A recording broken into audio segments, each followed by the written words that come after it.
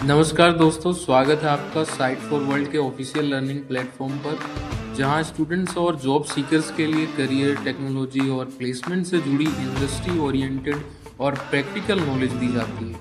अगर आप अपनी स्किल्स को नेक्स्ट लेवल तक ले जाना चाहते हैं तो आप बिल्कुल सही जगह पर आए हो। चलिए शुरू करते हैं आज का इम्पोर्टेंट सेशन। नमस्ते स्टूडेंट्स। आज हम मेसी जम्बल्ड अप कोड को एक प्रोफेशनल क्लीन आर्किटेक्चर में बदलने का सफर शुरू करने वाले हैं। तो पूरी तरह से तैयार हो? फोकस मोड ऑन है ना? कभी ऐसा फील हुआ है कि आपका कोड स्पेगेटी की प्लेट जैसा है? मतलब सब कुछ एक दूसरे में इतना उलझा हुआ है कि समझ ही नहीं आता कौन सा तार कहां से शुरू हो रहा है और कहां खत्म। डोंट वरी, इस केओस को हम मिलकर आसान बना देंगे। तो स्क्रीन पर देखो, एक तरफ है स्पेगेटी कोड जहां हाई कपलिंग है। इसका मतलब कोड के सारे हिस्से एक दूसरे से चिपके हुए हैं और इसलिए इसे बदलना या टेस्ट करना एक नाइटमेयर बन जाता है। दूसरी तरफ है क्लीन आर्किटेक्चर, जहां लो कपलिंग है जिससे आसानी से बदल सकते हैं और जो टेस्टेबल है। हमारा गोल बिल्कुल क्लियर है, हमें लेफ्ट से राइट जाना है। ये है हमारा आज का रोड मैप। हम मेसी कोड की प्रॉब्लम से शुरू करेंगे, फिर एमवीसी, रिपॉजिटरी और सर्विस लेयर को समझेंगे।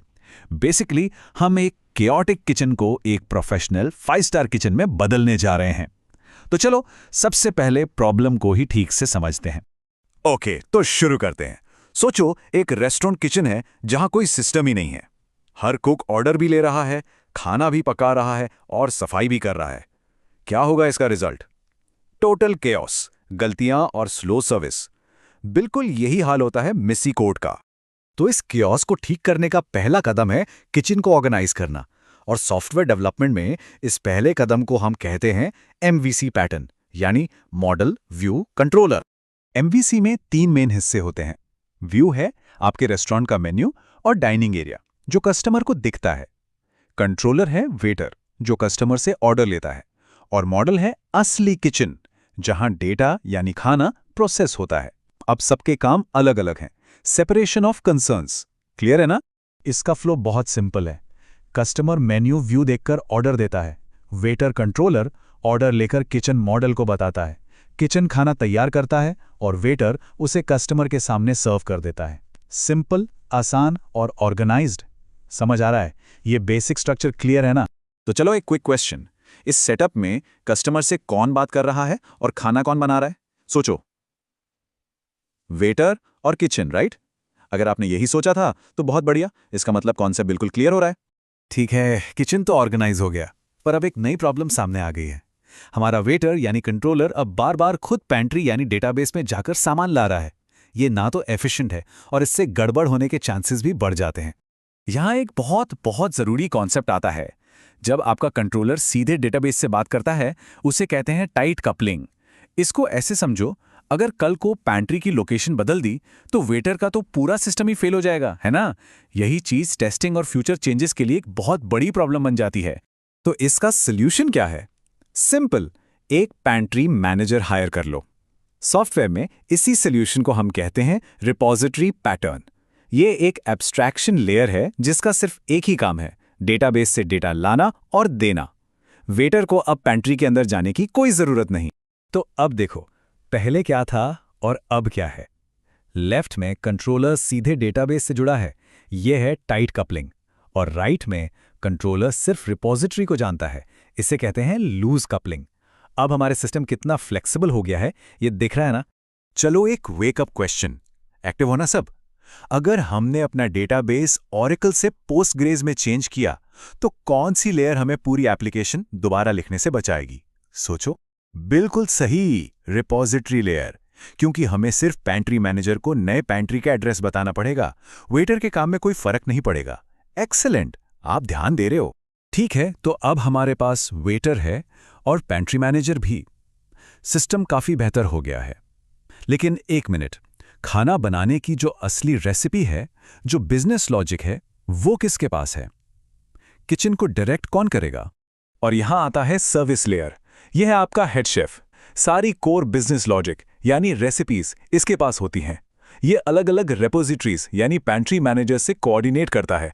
और इसका सबसे जरूरी काम है कंट्रोलर को थिन रखना, मतलब वेटर को सिंपल काम देना। सारे कॉम्प्लेक्स ऑपरेशंस अब हेड शेफ संभालेगा। माइक्रोसॉफ्ट की डॉक्यूमेंटेशन की ये लाइन इस कॉन्सेप्ट को परफेक्टली समराइज करती है। अब कोड में रिपोजिटरी को कॉल किया जाता है, डेटाबेस कॉन्टेक्स्ट को नहीं। फ्लो समझ आ रहा है? कंट्रोलर अब सर्विस को कॉल करेगा और सर्विस रिपोजिटरी को। जिम्मेदारी आगे पास हो गई है और हर लेयर का अपना काम है। और ये एक बहुत जरूरी इंटरव्यू क्वेश्चन है, ध्यान से सुनना। अगर आपसे पूछा गया वेयर शुड बिजनेस लॉजिक गो, तो क्या जवाब दोगे? कंट्रोलर में? रिपोजिटरी में? नहीं, the correct answer is service layer. इसको नोट किया, ये बहुत इंपॉर्टेंट है। तो चलिए अब सारे पीसेस को एक साथ जोड़ते हैं और देखते हैं हमारी फाइनल क्लीन आर्किटेक्चर, यानी हमारा प्रोफेशनल ऑर्गेनाइज्ड किचन। तो ये है हमारा कंप्लीट ऑर्गेनाइज्ड सिस्टम। देखो फ्लो कितना क्लीन है।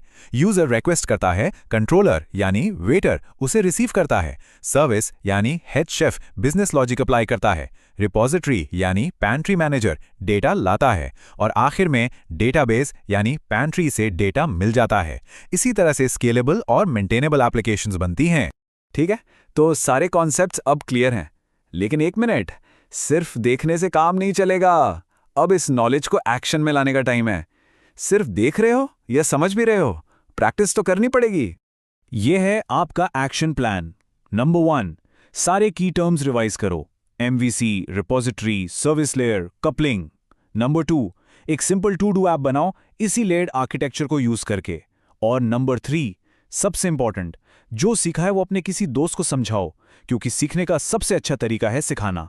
प्रैक्टिस के बिना आगे बढ़ना ठीक है क्या? बिल्कुल नहीं। तो अब चॉइस आपके हाथ में है।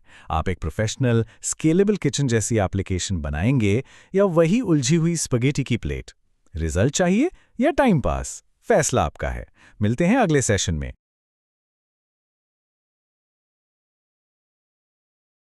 हमारे चैनल को सब्सक्राइब कीजिए और वीडियो को अपने दोस्तों के साथ शेयर जरूर कीजिए। कमेंट सेक्शन में अपना डाउट या नेक्स्ट टॉपिक लिखना मत भूलिएगा।